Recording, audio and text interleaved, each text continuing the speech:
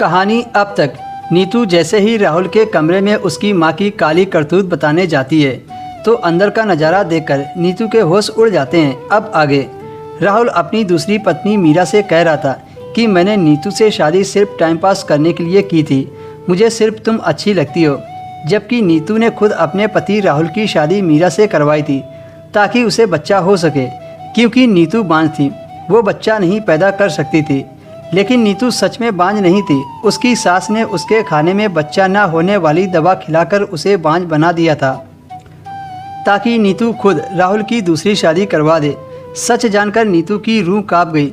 नीतू ने राहुल को एक थप्पड़ मारा और कहा, तुमने मेरे साथ इतना बड़ा धोखा किया है, तुम्हारी खातिर मैंने अपना पूरा परिवार छोड़ दिया और तुमने मेरे साथ ये किया।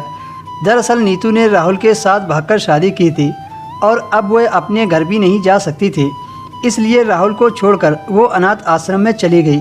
वहीं बच्चों की देखभाल करने लगी।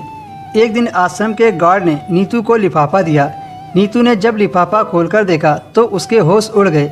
ये वही टूटी चूड़ियाँ थीं जो कई साल पहले रमेश ने नीतू को दी थी। रमेश नीतू से सच्चा प्यार करता था, लेकिन नीतू ने रमेश को लोफड़ कहकर उसकी दी हुई चूड़ियों को तोड़ दिया था। नीतू ने गार्ड से पूछा, ये लिफाफा तुमको किसने दिया है?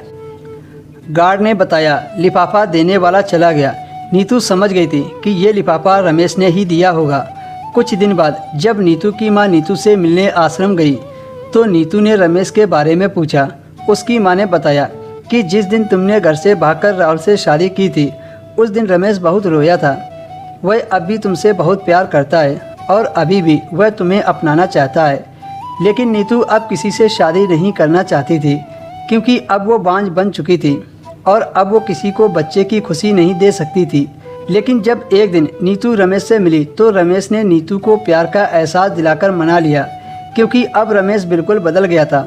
अनपढ़ और लोफर की वजह से नीतू ने रमेश का प्यार स्वीकार नहीं किया था, लेकिन अब वह भी उच्च शिक्षा प्राप्त कर चुका था। घर वालों की जिद और रमेश के प्यार ने नीतू को झुका दिया और एक दिन नीतू ने रमेश से शादी कर ली। रमेश ने नीतू को डॉक्टर को दिखाया तो डॉक्टर ने कहा, कुछ दिन दवाई खानी पड़ेगी, तुम सही हो जाओगी, तुमको बच्चे की खुशी मिल सकेगी।